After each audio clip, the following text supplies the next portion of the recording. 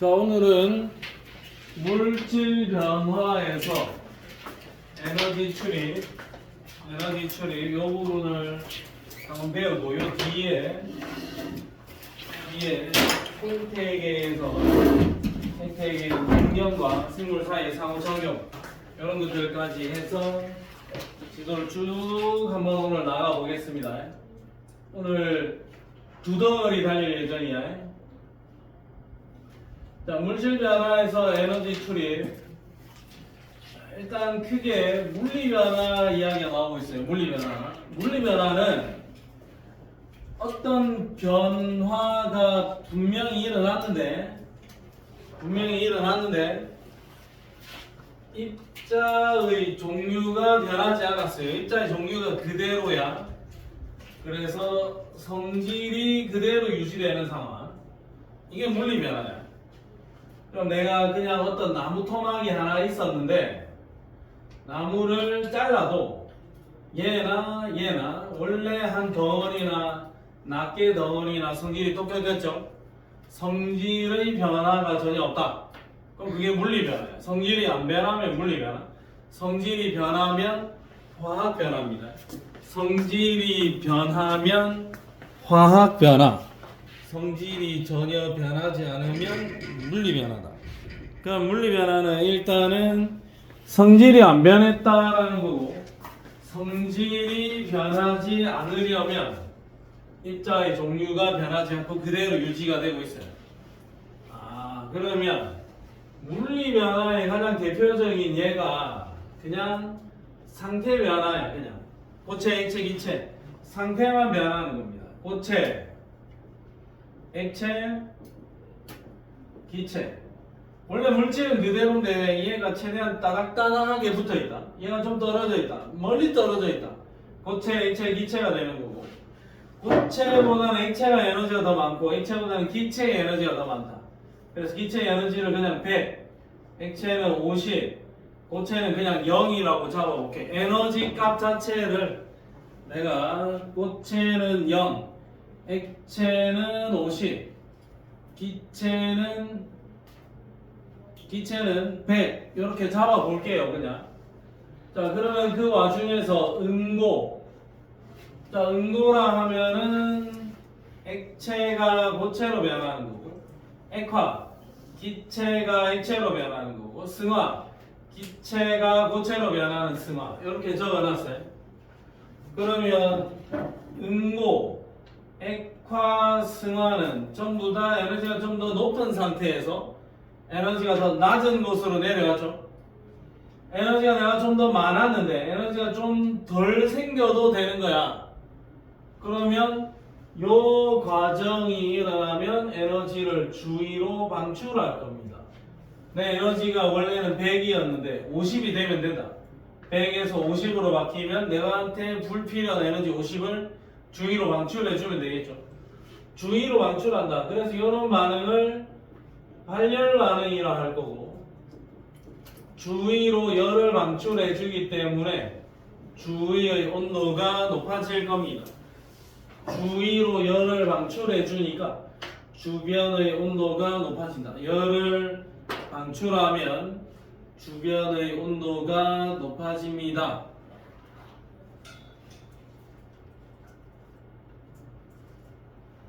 자, 열을 방출해주면 주위의 온도가 높아진다. 역시 마찬가지 물의 응고.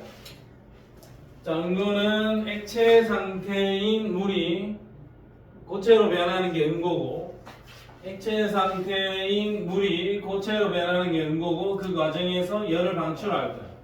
열을 방출한다. 열 에너지를 방출한다. 그러니까 온도가 높아진다. 이걸로 하니 좀 따뜻하겠네. 수증기의 액화, 기체가 액체로 변한다. 좀 더 높은 에너지를 가진 녀석에서 낮은 에너지를 가진 녀석으로 바뀐다. 그럼 열 에너지를 방출한다. 그래서 후텁지근하고 덥다.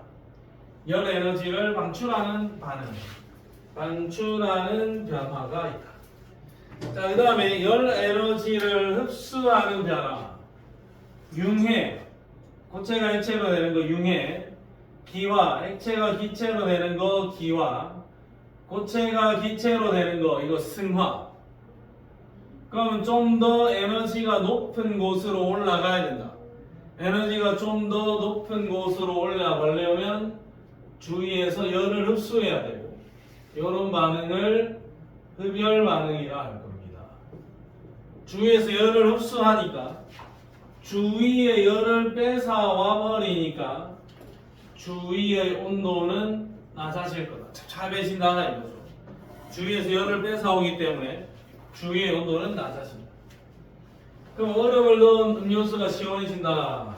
고체였던 얼음이 액체로 녹으니까 융해가 일어날 거고 열 에너지 흡수하면서 시원해진다. 자, 액체 상태의 물을 뿌려주면 기체 상태로 변하면서 기화가 일어난다. 기화열을 흡수하면서 시원해진다. 고체 상태였던 드라이 아이스가 기체 상태로 변한다. 승화하면서 열 에너지를 흡수하니까 시원해진다.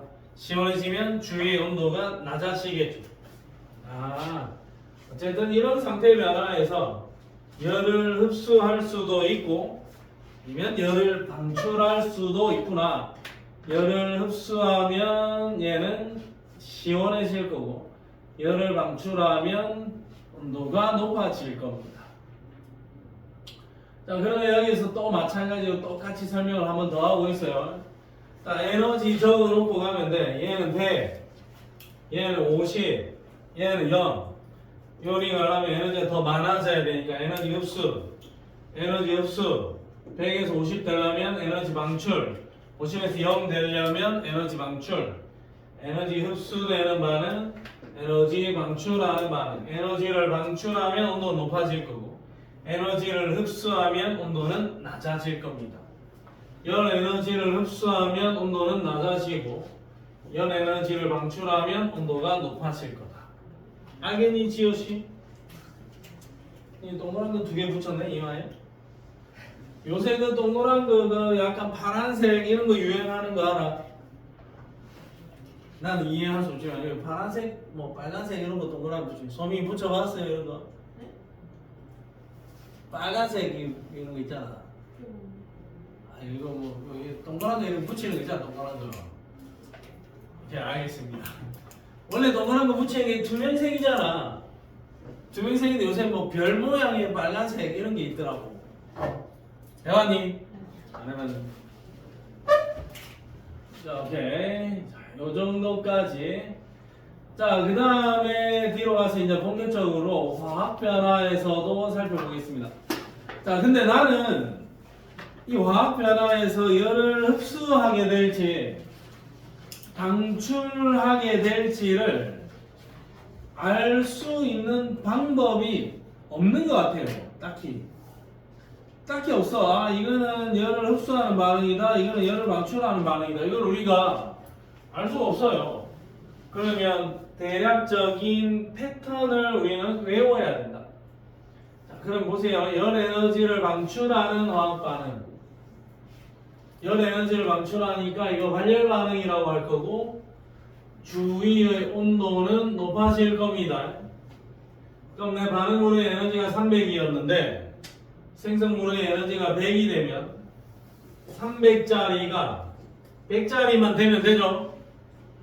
그럼 나한테 필요 없는 에너지 200을 주위로 방출해 주겠네. 200을 주위로 방출하니까 주변의 온도는 높아질 겁니다. 그럼 열 에너지를 방출하는 발열 반응이 진행이 되면 따뜻해진다 또는 뜨거워진다 이거죠. 그럼 어떤 반응이 진행이 되었을 때 따뜻해지는 반응의 대표 주자는 연소 반응입니다. 연소 반응. 자, 메테인이 연소한다. 연소한다는 것은 이 메테인이 공기 중에 산소랑 반응을 해서 열과 빛을 낸다는 이야기야. 그래서 공기 중에 산소랑 반응을 하면 싹 다 발열 반응이 맞아요, 그냥. 그래서 온도가 높아지는 게 맞아요. 발열 반응이 맞아. 철이 녹쓰는 반응도 이 철이 공기 중에 산소랑 반응을 해서 Fe2O3 형태의 산화철이 돼. 이것도 산소랑 반응을 하니까 발열 반응이 맞아. 그래서 여기도 온도가 높아지긴 해야 돼. 자, 근데 요거는 분명히 뜨거운 게 맞아요. 왜냐하면 여기는 반응 속도가 상당히 빨라. 빠른 속도로 반응이 되니까 에너지가 일시에 다량의 에너지가 막 튀어나올 거예요. 그래서 뜨거워. 근데 철이 녹슬은 이 반응은 굉장히 느린 속도로 반응이 돼.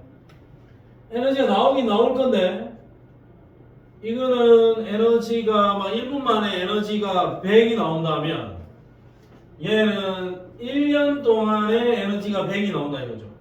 그럼 실제로 얘는 녹쓰는 과정에서 우리가 만졌을 때 그렇게 뜨겁지는 않을 겁니다. 뜨겁지는 않을 건데 분명히 발열 반응은 맞아요. 근데 반응 속도가 워낙에 느리기 때문에 그렇게 뜨겁지는 않을 거예요.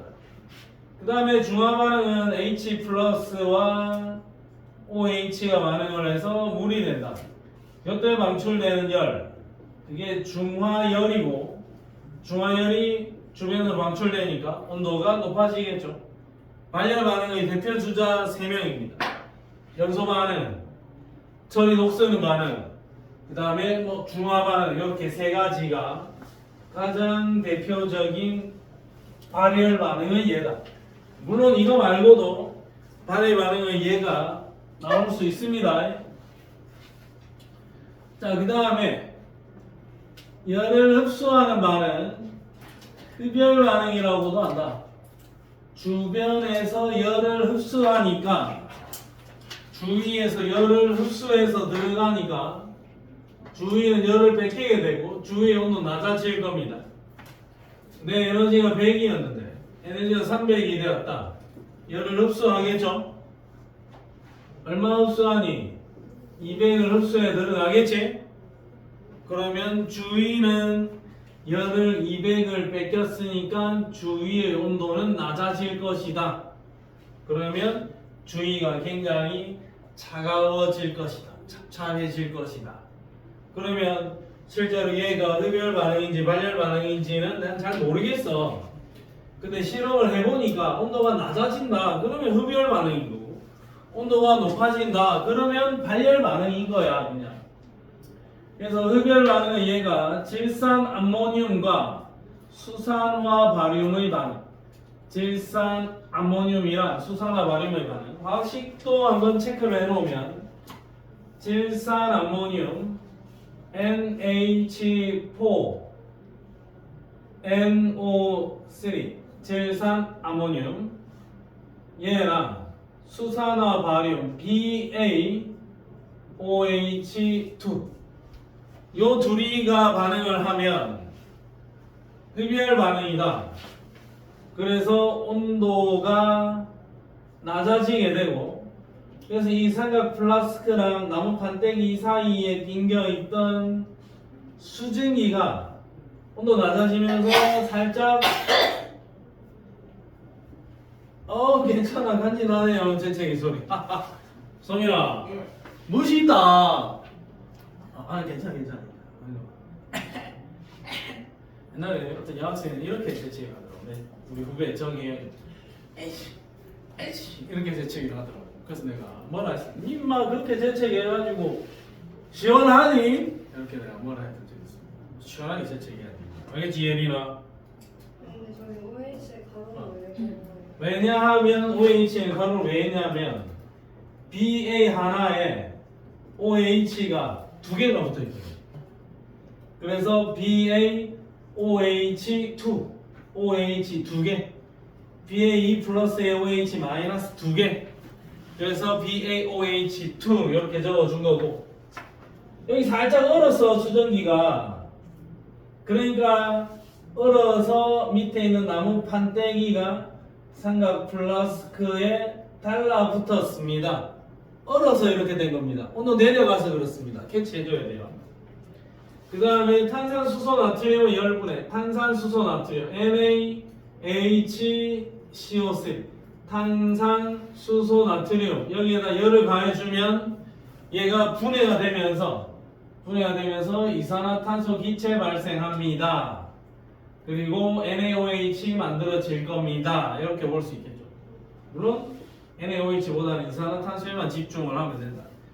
열을 가했더니 분해가 되었다. 열을 가했더니 그 가해진 열을 먹고 분해가 된 거죠. 이산화탄산수소 나트륨의 열분해, 열 에너지를 흡수하는 일입니다. 그 다음에 질산 암모늄의 용해 NH4NO3 왜 그런지 모르겠지만 얘를 물에다 넣어줬더니 열 에너지를 흡수하면서 온도가 낮아집니다. 찹찹해진다. 냉찜질 팩으로 이용해도 될 것 같다. 자, 어쨌든 사실 NH4NO3 얘를 물에다 넣었을 때 온도가 왜 낮아집니까? 라고 물어보면 사실 이건 이래서 온도가 낮아져 라고 설명할 방법이 없어요. 왜 낮아지기는 뭐 잘 모르겠어. 에너지가 좀 더 높아지나 보지. 그래서 물에 녹였을 때 내가 온도를 재봤더니 온도가 낮아지더라. 그래서 얘는 흡열 반응이다. 이런 답변밖에 할 수가 없습니다. 뭐 이래서 흡열 반응입니다 라고 이유를 설명할 방법이 없다. 알겠니 지호야? 자, 오케이. 그러면 뒤로 가서 열을 방출하는 현상을 이용하는 예 한번 볼게요. 자, 메테인, 뷰테인 연소, 이거 연료 연소시키는 거 이건 우리가 아는 거고. 손난로 흔들면 얘도 따뜻해지니까 발열 반응이죠. 손난로 안에는 철가루가 산소랑 반응을 하면서 따뜻해진다. 오케이. 그 다음에 발열 용기에서는 산화칼슘이 물에 녹을 때 발열 반응이구나. 이거 하나겠지. 산화칼슘이 물에 녹을 때 발열 반응이구나. 산화칼슘 물에 녹을 때 발열고. 오케이. 그 다음에 화석연료 연소되면 열이 발생할 거고. 가수원의 개화 시기에 물을 뿌리면 고체 상태의 물이 아니라 액체 상태의 물이 얼면서 50짜리인 에너지를 가진 물이 얼면서 0짜리가 되고 그때 열 에너지 50을 주위로 방출해주면 이 나무가 전체적으로 얼어 죽지 않을 것이다. 난 이건 잘 모르겠는데 커피 전문점에서는 수증기가 액화하면서 기체가 액화하면서 열 에너지를 방출을 해 줄 거고 그 방출된 열 에너지를 이용을 해서 우유를 데운다. 뭐 요렇게 데우는 이유가 있는지 모르겠습니다. 저렇게 데워야 하는 이유가 있겠죠. 잠깐만.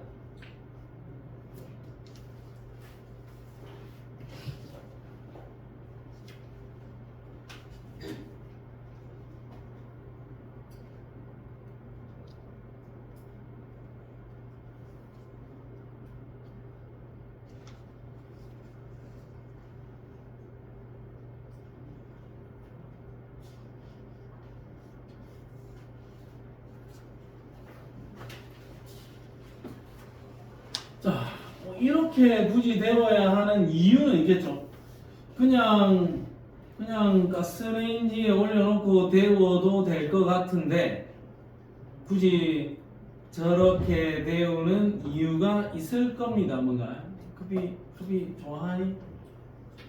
나는 커피를 사람들이 왜 좋아하는지 좀 이해를 잘 못할 것 같긴 한데 커피 좋아하는 사람들은 참 좋아하더라고요.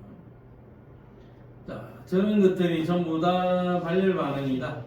발열 반응 나오는 열기를 이용을 해서 뭔가 이용을 해 먹을 수도 있다라는 이야기입니다. 우유를 데워줍니다. 정도까지. 자, 그 다음에 에너지를 흡수하는 현상. 흡열 반응을 이용하는 예. 흡열 반응을 이용하는 예를 볼게요. 에너지를 흡수하면 차가워지겠지. 차가워지겠죠. 차가운 성질을 이용하겠다. 차가운 성질을 이용하겠다. 아까 이거 봤잖아. 질산아모늄 NH4NO3.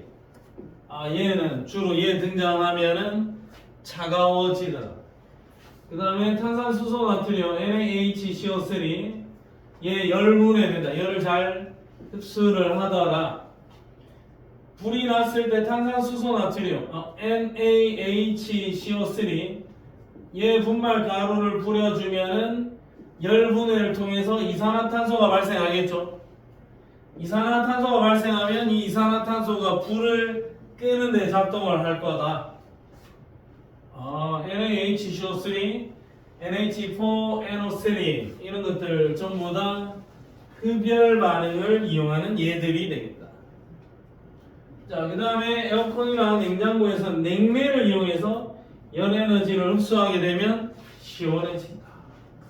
얼음 주머니를 넣어주면 얼음이 융해되면서 고체 상태의 얼음이 액체로 융해되면서 에너지 0이었는데 50이 되면서 열 에너지를 흡수하고 주의 온도가 낮아지게 되겠죠.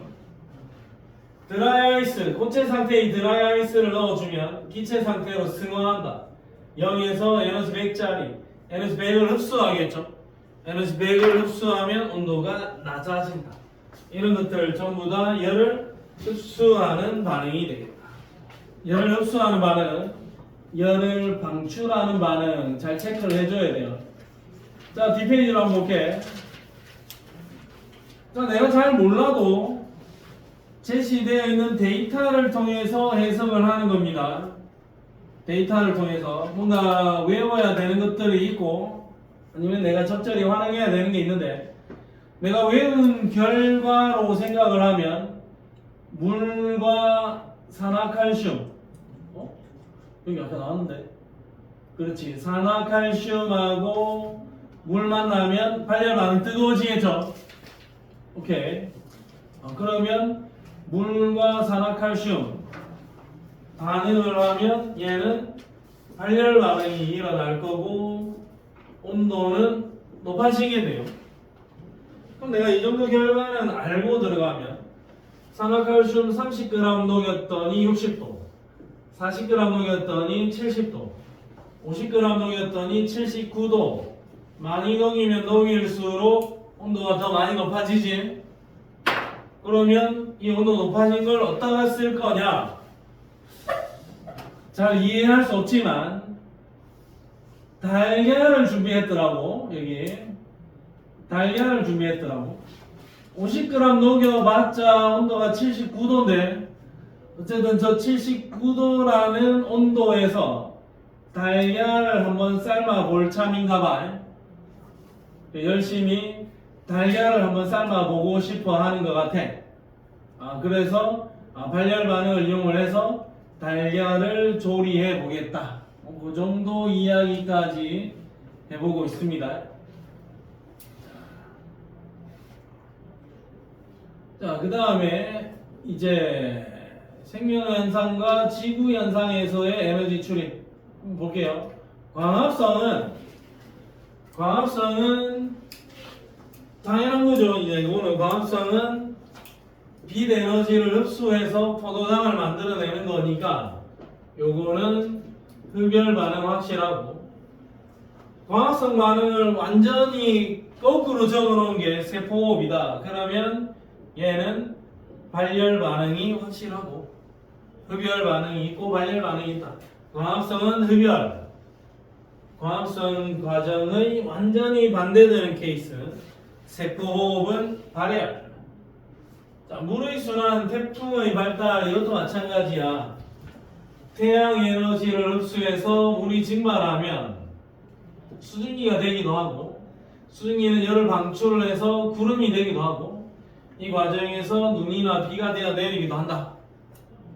자, 태풍은 열대 지방의 바다에서 태양 에너지를 흡수해서 증발한 다음에 수증기가 다시 물로 응결되는 과정에서 열 에너지를 방출한다.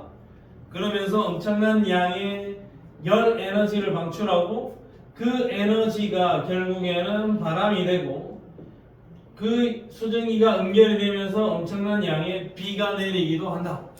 수증기의 증발과 응결 과정을 통해서 태풍이 저위도에 남는 에너지를 고위도로 이동을 시켜줍니다. 그 정도까지 우리가 체크해 보면 좋을 것 같아요. 자, 이런 많은 속도로 달려왔는데 뒤로 가서 문제 2개 정도만 풀어볼게요. 84쪽에 5번 문제, 84쪽에 5번 문제 바로 스타트.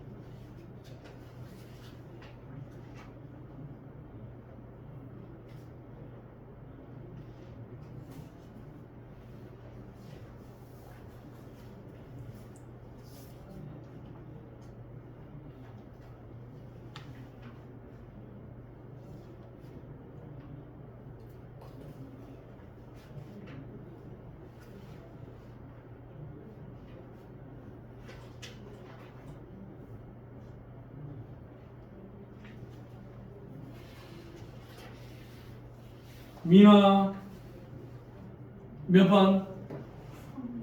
3번. 소민아 몇 번?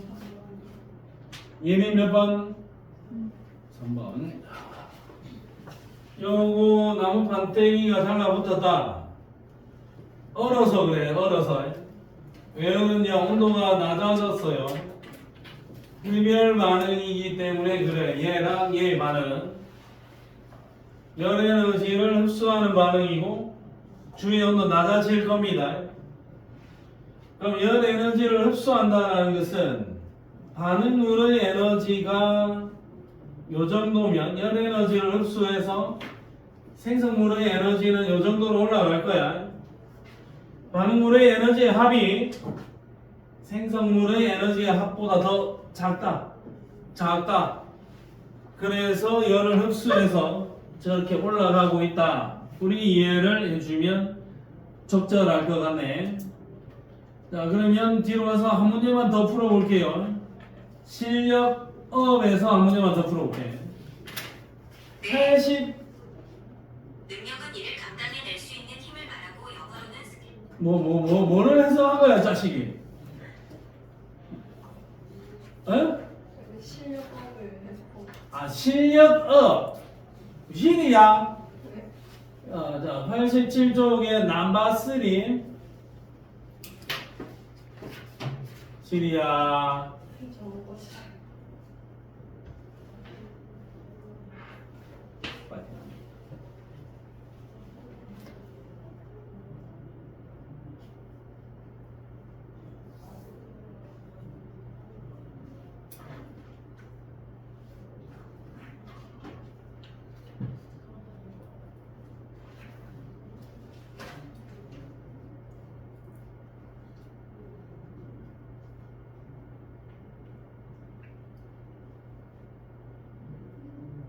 미나야.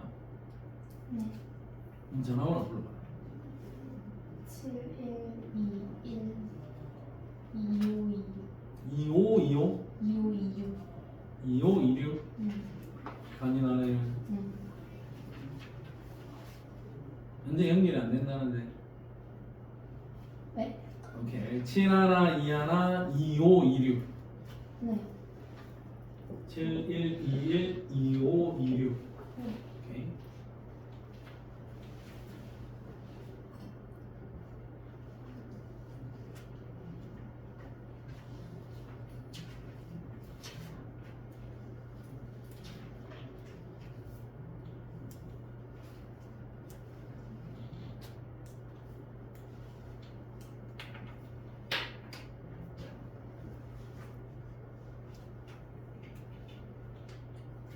지호 몇 번?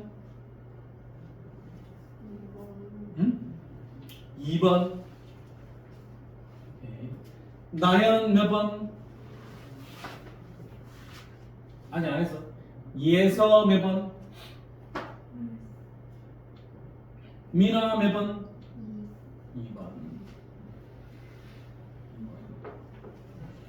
소민아, 니 왜 자꾸 하품하고 있니? 아, 잠을 왜 못 잤어? 어디 갔다 왔냐? 어디? 영화 심화영화를 예? 심화영 예? 늦게까지 영화 야, 늦게까지 영화 보는 거를 니는 무슨 심화 영화라 그래? 아니 어? 심야 그렇지, 심야 영화죠. 제 말은 오케이, 알겠습니다. 난 심화 영화학원을 다녔나 이런 생각. 아니 심야 영화 뭐 오디세이 봤어? 네 재밌니? 네. 난 목소미랑 같이 볼라 했더니 예? 혼자 봤구나 벌써. 네. 나한테 보러 가는 소리 안 했어. 오케이, 알겠습니다. 자, 보자. 산화칼슘 물론 어째? 이거 우리 아는 지식으로 생각을 해보면 얘 발열이야, 흡열이야? 발열이죠. 우리 그냥 외운 대로 생각을 해도 온도는 높아질 거야. 근데 가만히 보니까 달걀이 익었지? 달걀이 익었으면 얘는 온도가 높아졌을 거야. 그러니까 발열 반응입니다. 기억보기 아닙니다. 그러면 열을 주위로 방출을 했으니까 얘는 에너지 다이어그램으로 보면 얘가 반응물이고 얘가 생성물이다. 반응물의 에너지 총합이 300이고 생성물의 에너지 총합은 100이다. 반응물의 에너지 총합이 생성물의 에너지 총합보다 커야 되겠죠. 그 다음에 산화칼슘 대신에 질산암모늄. 이거 좀 외우고 있나요? 질산암모늄 등장하면 얘는 그냥 전부 다 흡열이야. 온도는 낮아져. 질산암모늄 등장하면 온도 낮아져. 잘해. 자, 이런 형태의 반응이 아닙니다. 그러면 아까 점이 몇 번이나 했지? 2번이 2번이라 했죠. 그러면 니은만 맞는 게 확실합니다.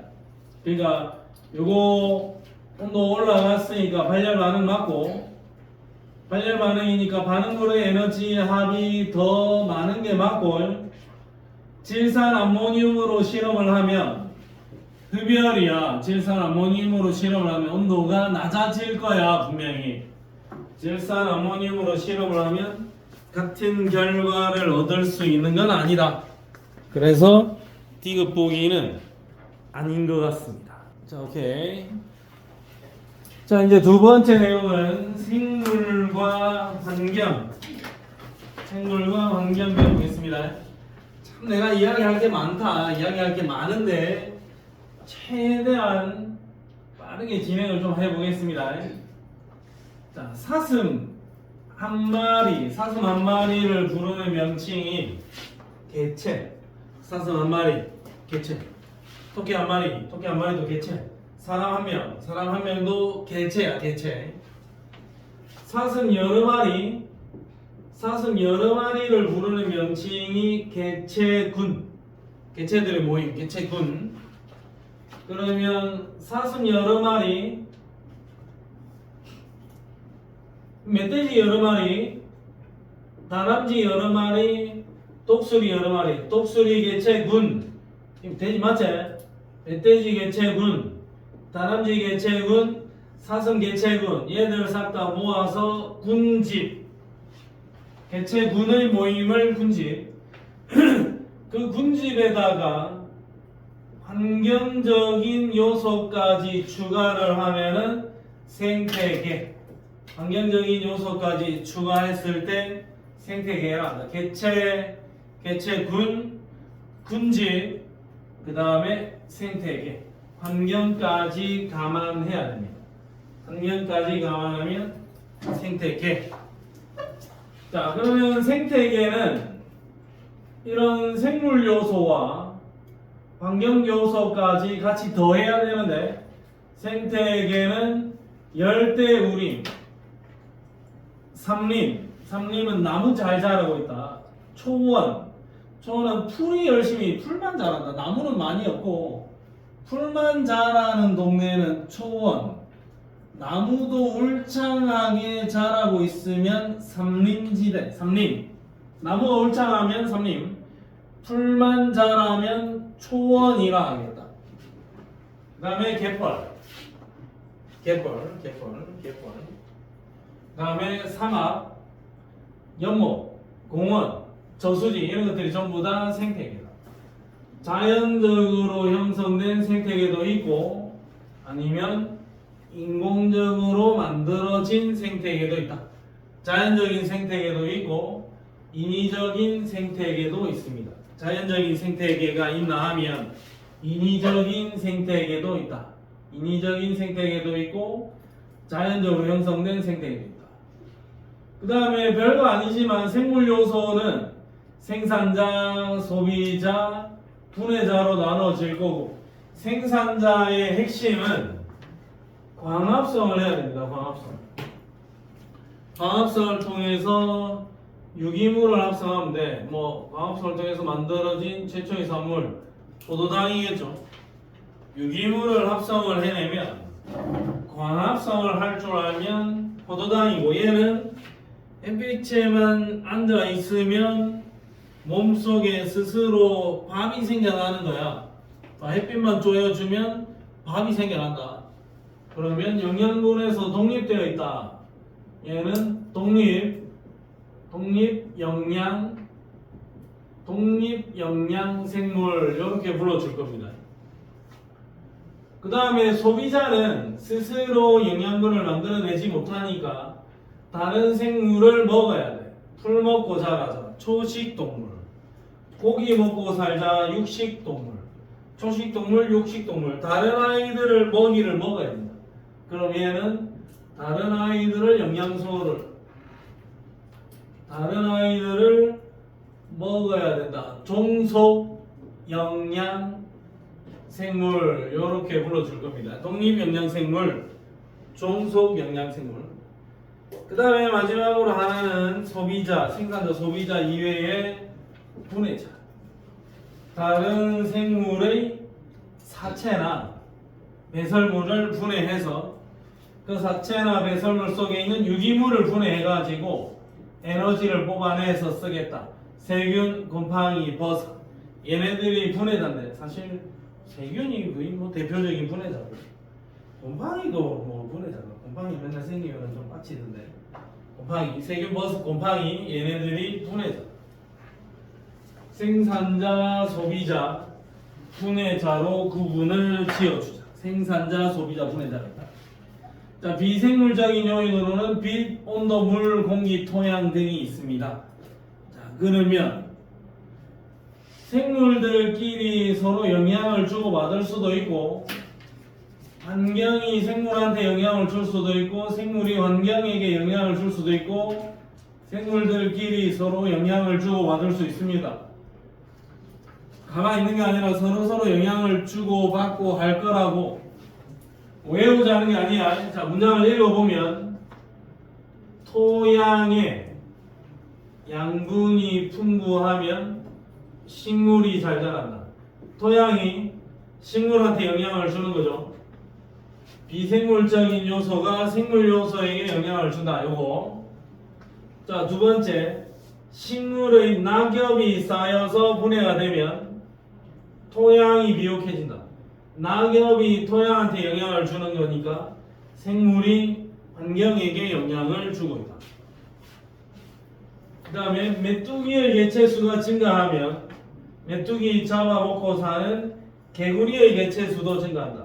메뚜기 생물이 생물에게 영향을 준다. 생물들끼리 서로 영향을 주고받는 거다. 그러면 요거는 대단한 건 없어요. 그냥 누가 누구에게 영향을 줬느냐 문장 읽고 해석해주면 돼. 생물이 환경에게 영향을 줬다. 환경이 생물에게 영향을 줬다. 생물들끼리 영향을 주고받았다. 그것만 해석을 해주면 되겠다. 딱히 별건 없습니다. 자, 그러면 이제 뒤로 가서 구체적으로 하나씩 배워볼게요. 자, 2페이지, 3페이지. 내용은 여기까지 마무리하고 숙제 110쪽까지 가져갈 수 있습니다.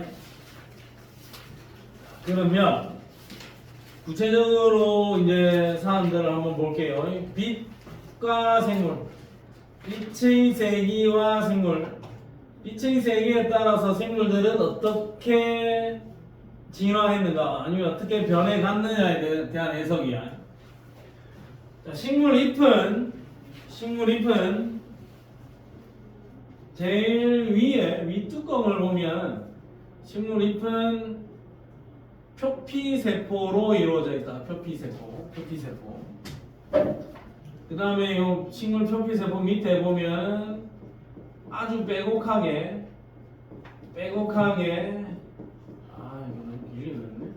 빼곡하게 이렇게 뭔가 세포들이 들어차 있다. 빼곡하게 들어차 있는 이 부분을 울타리 조직이라고. 울타리 조직 아래쪽에는 보면 좀 엉성하게 세포들이 있고 물관과 체관도 있다. 엉성하게 되어 있는 이 조직을 엉성한 조직, 해면 조직이란다. 해면 조직. 해면이란 단어는 굉장히 좀 불편한 단어인데 해면 조직은 영어로 그냥 이야기를 하면 그냥 스폰지 같은 느낌이야. 스폰지 조직. 좀 엉성하다 이거죠.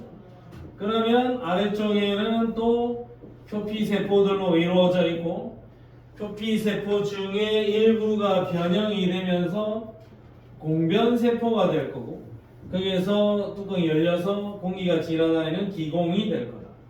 물관과 체관이다. 그럼 지금 일반적인 식물 잎안에는 이렇게 생겼어요. 잎은. 자, 식물 잎은 이렇게 생겼는데 예를 들어서 강한 빛에 적응한 식물들, 빛의 세기가 굉장히 강하다. 빛의 세기가 굉장히 강하다. 그러면 강한 빛에 적응한 식물은 빛의 세기가 강한 곳에서 잘 자랄 거고 빛의 세기가 엄청나게 세니까 이 울타리 조직을 상당히 두껍게 만들어도 빛이 충분히 안쪽으로 스며들어올 수가 있겠죠. 그래서 강한 빛에 적응한 식물은 울타리 조직이 잘 발달해서 잎이 두껍다, 두툼하다, 두껍다.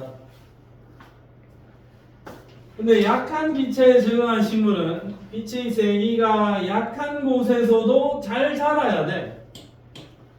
약한 곳에서도 잘 자라려면 울타리 조직이 대단히 두꺼우면 안 돼. 왜냐면 빛의 세기가 약한데 울타리 조직이 두꺼우면 저기 아랫동네에는 빛이 전혀 들어가지를 못하겠죠.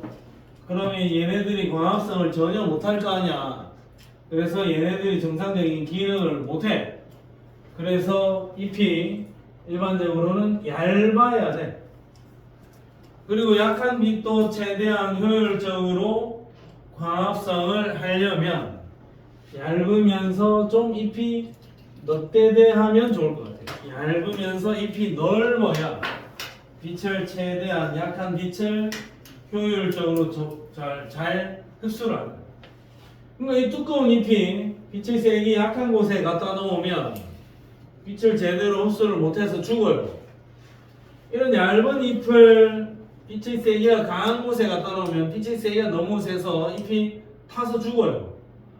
그 다음에 얘는 얇으면서 넓어야 약한 빛을 최대한 효율적으로 끌어모을 수가 있겠네요. 얇고 넓어서 빛을 효율적으로 흡수할 수가 있다 라는 정도까지 이야기를 하고 있습니다. 빛의 세기에 따라서 울타리 조직이 이렇게 두꺼울 수도 있고 울타리 조직이 이렇게 얇을 수도 있다. 빛의 세기에 따라서 식물들이 이렇게 적응해 갔다라는 이야기예요. 자, 이거는 그냥 빛의 세기인 거고, 두 번째 주제는 1조 시간이야. 햇빛이 과연 몇 시간 동안 비추느냐? 1조 시간, 1조 시간. 이건 무슨 소리야? 알람이야? 어? 알람? 어? 2분 아니야. 방금은 띵 하는 건 무슨 소리고? 알람. 누구 거야? 내 건가? 얘네 거야? 아니야. 방금 소리 들린 거 맞지? 내만 들린 거 아니지? 땡. 자, 1조 시간은 빛이 과연 몇 시간 동안 쬐느냐, 해가 몇 시간 동안 떠 있었느냐 이겁니다. 자, 예를 들어서 낮이 12시간보다 더 길다. 요즘같이 여름 아니면 해가 길어지는 봄, 낮이 길 때 꽃이 피는 아이가 있고, 낮 시간이 짧아지면 꽃 피는 아이가 있어요. 낮이 길 때 꽃이 핀다 해서 얘를 장일식물, 낮이 짧을 때 꽃 핀다 해서 얘는 단일식물, 짧을 단, 해일. 낮이 짧을 때 꽃이 필 수도 있고 길 때 꽃이 필 수도 있다. 그러면 장일식물은 낮이 길어지는 봄과 초여름에 꽃피고, 단일식물은 1조 시간이 짧아지는 가을에 꽃이 핀다. 코스모스, 나팔꽃, 국화 이런 아이들, 해가 짧을 때 꽃이 필 수도 있고 해가 길 때 꽃이 필 수도 있다. 식물은 이렇다. 그 다음에 동물들도 마찬가지야. 어떤 동물들은 1조 시간이 길어지는 봄에 번식하는 아이들도 있고, 송어와 노루는 가을에 번식하는 경우도 있다. 본인들 스타일인 거죠. 뭐 자기네들이 보기에 새끼들을 좀 더 안전하게 키울 수 있는 형태였겠지. 그래서 곶꼬리와 중달새는 1조 시간이 길어지는 봄에 번식하는 걸로 진화되었고, 송어와 노루는 가을에 번식하는 형태를 갖게 되었다. 이유는 알 수 없지만 얘네들이 이렇게 변해가는 데는 뭔가 종족 보존을 위한 목적성이 있을 겁니다. 봄에 꽃 피는 아이들이 있고 가을에 꽃이 피는 아이들이 있다. 봄꽃이 있고 가을꽃이 있다. 여기 개화합니다. 여기 개화합니다. 이렇게만 체크해보자. 자, 특별한 내용은 없어요. 자, 그 다음에 온도와 생물. 자, 온도에 따라서도 얘네들이 잘 적응을 해서 살아야 됩니다. 자, 동물은 온도에 따라서 어떻게 되느냐? 개구리는, 그리고 뱀은 겨울이 되면 겨울 잠을 잡니다. 개구리하고 뱀, 여러분들은 여름하고 가을까지는 열심히 돌아다니다가 겨울 되면 안 보인다. 땅바닥에 들어가서 자. 얘네들은 변온 동물이라서 겨울에 주위의 온도가 내려가면 얘네들도 체온이 낮아져요. 그래서 죽어. 그래서 그냥 땅속에 묻혀서 자는 거야. 근데 곰이나 박쥐는 정온 동물이야. 그래서 얘네들은 겨울에 주위의 날씨가 추워져도 체온을 따뜻하게 유지할 수는 있어요. 하지만 얘네들은 겨울 되면 먹이가 부족하니까 그냥 잔다. 겨울잠을 둘 다 자지만 겨울잠을 자는 목적에 있어서는 근본적으로 차이가 있다. 그 다음에 온도에 따라서 기러기와 철새는 좀 더 적합한 장소로 이동을 한다. 자, 뱀과 도마뱀 같은 변온 동물은 스스로 체온 조절을 할 수가 없으니까 햇빛 쨍쨍 내리쬐면 체온 올라가고 그늘에 가면 체온이 낮아져. 자신의 체온에 따라서 햇빛이나 그늘을 찾아다녀야 됩니다. 스스로 체온 조절을 못하니까 그래. 우리는 스스로 체온 조절을 할 수 있어. 땡볕에 나가도 우리 체온 36.5도고 추운 데 있어도 우리 체온 36.5도 유지할 수 있습니다. 자, 추운 지방에 사는 정원 동물, 체온을 유지할 수 있는 녀석들은 깃털이나 털이 발달해가지고 체온 유지하고, 그 다음에 피하 지방층이 두꺼워서 몸에서 열이 밖으로 나가는 걸 막아준다. 그 다음에 펭귄은 겨울이 오기 전에 털갈이를 해서 털이 더 두껍고 촘촘하게 자라나게 한다. 그래서 추운 겨울을 나게 할 수 있다. 그 다음에 포유는 서식지의 기온에 따라서 몸집과 몸의 말단부의 크기가 다르기도 하다. 북극여우, 사막여우를 가지고 비교를 해주면 됩니다. 자, 그러면 여기서 볼게요. 자, 북극여우는 추우니까 피하 지방이 많아요. 지방층이 많아. 몸집이 크고 포동포동해. 그 다음에 요 귀가 쪼매네요. 요 귀로 빠져나가는 열기를 최소화하기 위해서 몸의 말단 부위의 크기가 작다. 몸의 말단 부위의 크기가 작다. 자, 그러면 여기 있는 북극여우는 몸집이 크고 피하 지방층이 상당히 두껍다. 그리고 몸의 말단 부위의 크기가 작아서 이쪽으로 빠져나가는 열기를 최소화할 수 있다. 그래서 추운 지방에서도 버틸 수 있다. 그 다음에 더운 지방에 사는 사막여우는 몸집이 작고 피하 지방도 없고 아주 빼빼 말랐어. 그리고 귀가 이렇게 상당히 큽니다. 더우니까 귀를 통해서 빠져나가는 열기를 최대화할 수 있는 거죠. 더우니까 귀를 이렇게 키워서 몸의 말단 부위를 키워서 열이 열심히 빠져나가게 만들어준다. 그렇게 해석을 해주면 되겠죠. 자, 그 다음에 이런 건 나는 본 적은 없지만 추운 지방에 사는 툰드라에 사는 털송이 풀은 잎이나 꽃에 털이 나 있어서 뭐 패딩을 하나 입고 있는 격이네요. 그래서 체온이 낮아지는 것을 막아준다. 그 다음에 낙엽수는 기온이 낮아져서 추워지면 이파리를 떨어뜨린다. 잎을 떨어뜨리면서 잎을 통해서 방출될 수 있는 열기를 최소화해준다. 체온을 유지하기 위해서 잎을 떨궈버린다 이거죠. 잎이 주렁주렁 많이 달려있으면 잎을 통해서 빠져나가는 에너지가 좀 더 많아질 수 있는데 잎을 아예 없애버리는 거지. 잎을 아예 없애버리면서 체온을 유지하는 데 도움을 준다.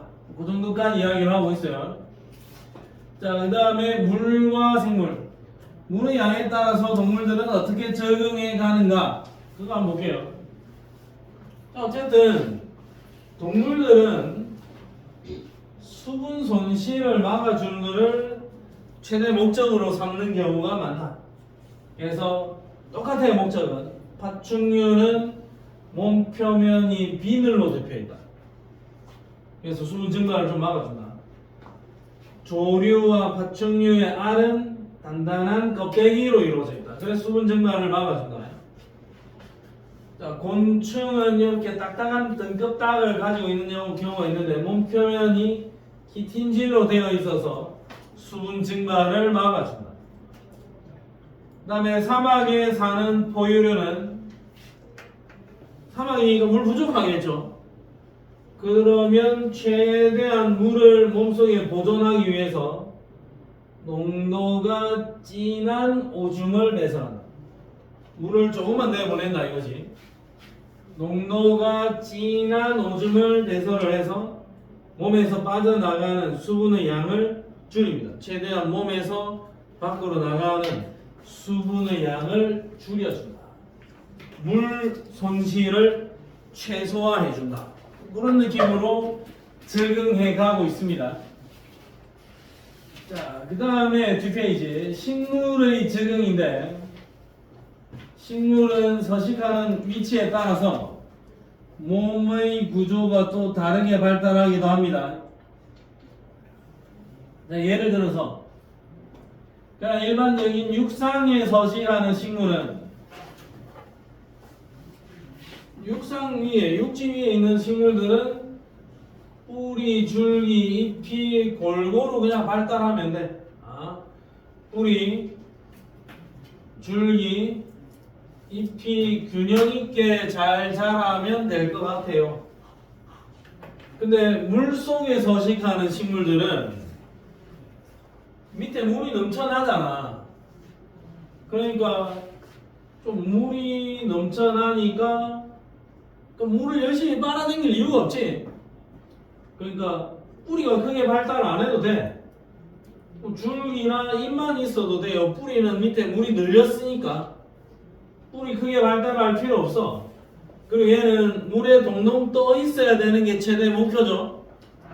그러니까 통기 조직이 발달해서 산소 기체나 이산화탄소를 아주 손쉽게 교환하고 그리고 기체를 좀 머금고 있어가지고 물 위에 잘 떠 있을 수 있게 해준다.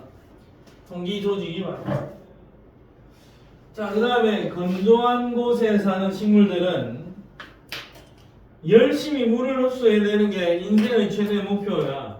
건조한 곳이니까 뿌리가 좀 심각하게 크게 발달할 수도 있고 그리고 물을 기회가 됐을 때 흡수를 하면 그 물을 전부 다 소모해버리는 게 아니라 저수 조직 물을 좀 저장해주는 포인트가 있으면 혹시 나중에 급할 때 사용할 수도 있겠죠. 생명의 위협을 받았을 때 저장해둔 물을 일부 사용할 수도 있을 거예요. 그래서 뿌리 크게 발달하면서 저수 조직이 발달할 겁니다. 건조한 곳에서는 이런 식으로 또 발달해 가겠구나.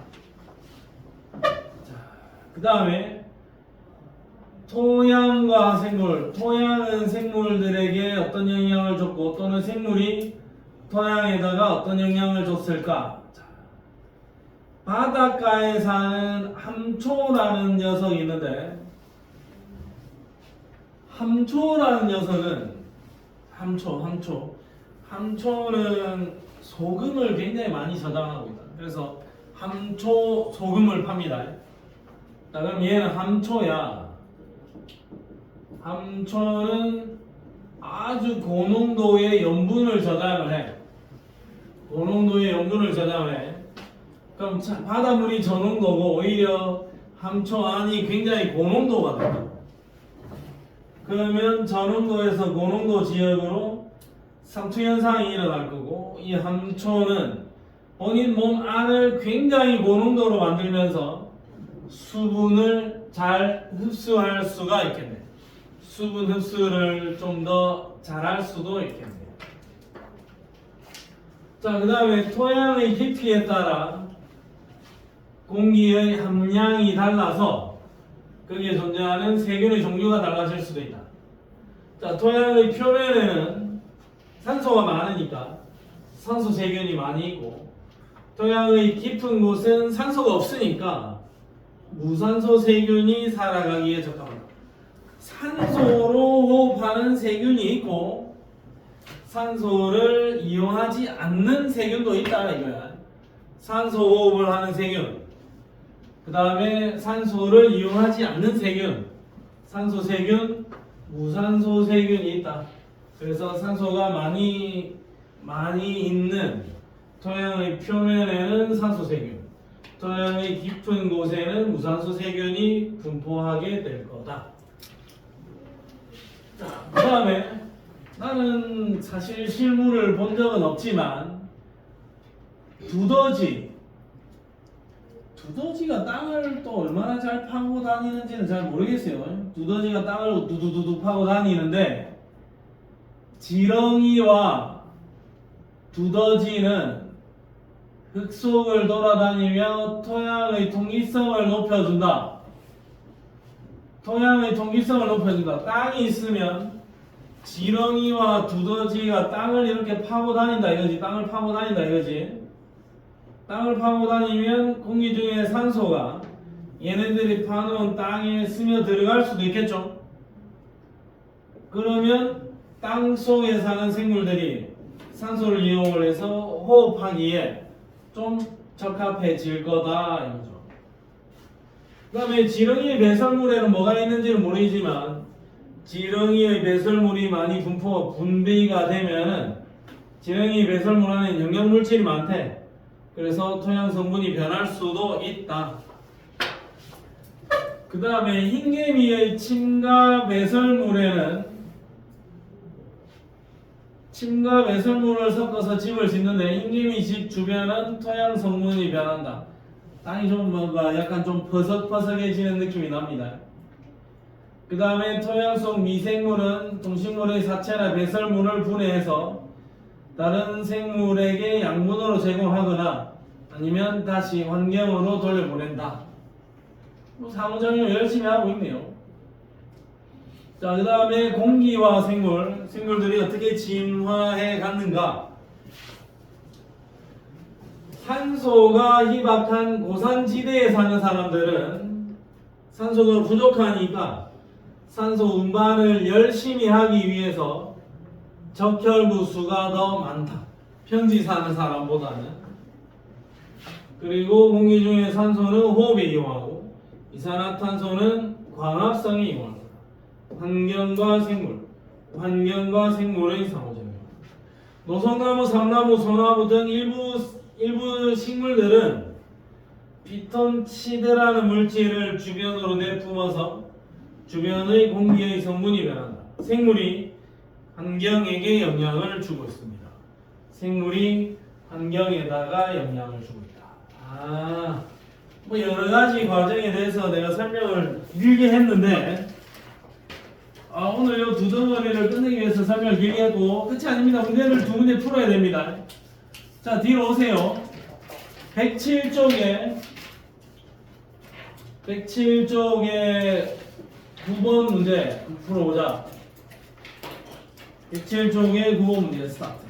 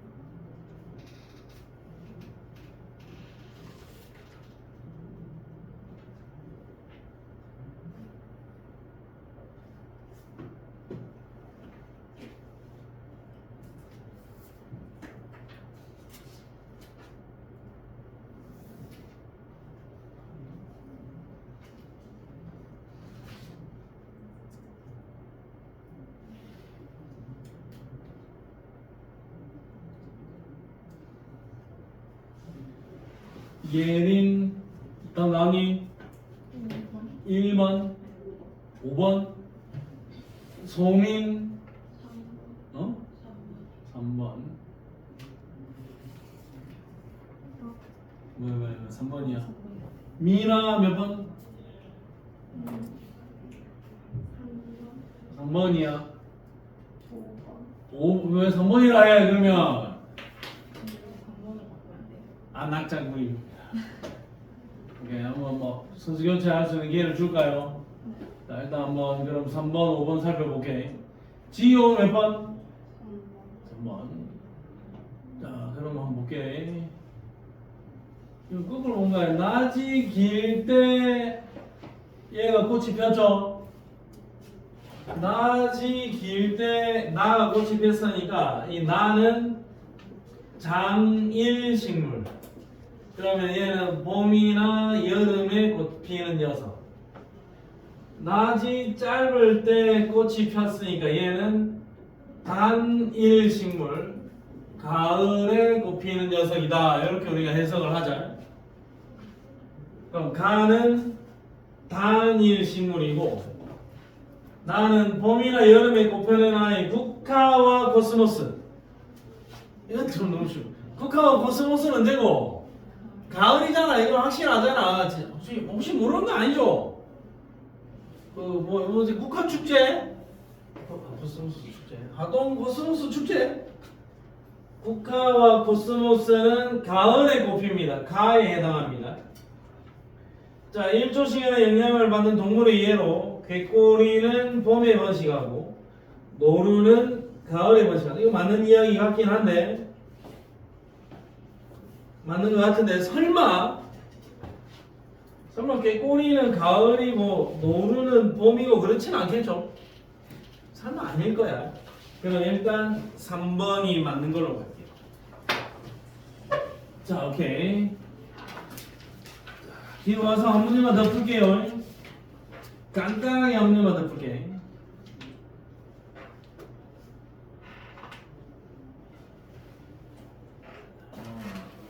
어려운 문제는 안 풀겠습니다.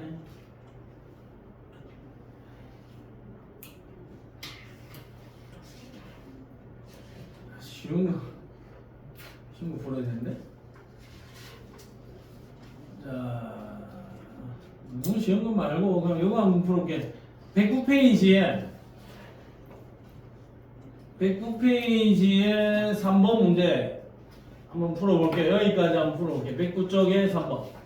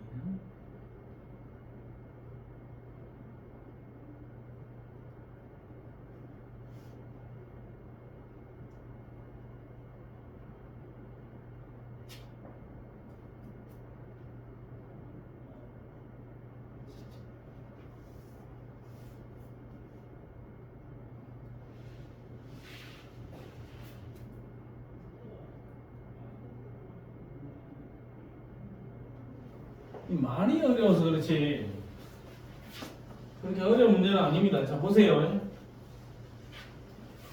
지우 몇 번? 2번. 자, 한번 볼게. 부피는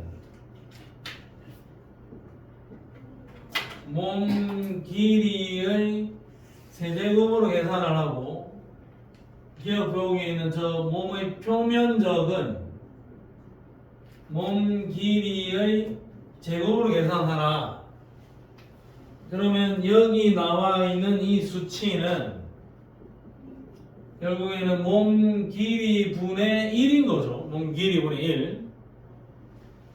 몸 길이 분의 1이 기억에 해당하는 저 수치네. 근데 A는 위도 30도에 살고 B는 위도 40도에 서식을 합니다. 자, 그러면 A는 위도 30도에 살고 있고 B는 위도 40도에 살고 있습니다. 몸 길이가 짧고 얘는 몸 길이가 크죠? 근데 기억에 해당하는 거는 몸 길이 분의 1이잖아. 자, A와 B가 있다. 몸 길이는 A보다는 B가 더 커. 그러면 몸의 길이 분의 1 얘가 길이가 기니까 길이 분의 1은 A가 더 크겠죠. 길이의 세제곱 분의 길이의 제곱이니까 길이 분의 1인데 길이가 B가 더 길잖아. 그러면 길이 분의 1은 A가 더 크겠죠. 맞나 소민아? 네. 그러면 기억보기 틀렸습니다. 자, 기억보기만 해석이 되면 니디는 그래도 할만해.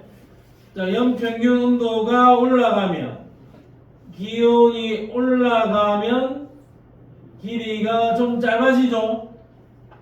그럼 도마뱀의 몸집이 커지겠니? 안 커집니다. 도마뱀의 몸집이 오히려 작아집니다. 위도가 낮은 지역에 서식하는 아이들은 몸의 크기는 작죠. 몸의 길이는 작지만 몸의 표면적은 좀 더 뭐야 이거는 해석이 안 되잖아. 체포 면적 이건 해석 안 되잖아. 그러니까 말만 가지고 그대로 해석할게. 위도가 낮은 지역에 살면 덥지.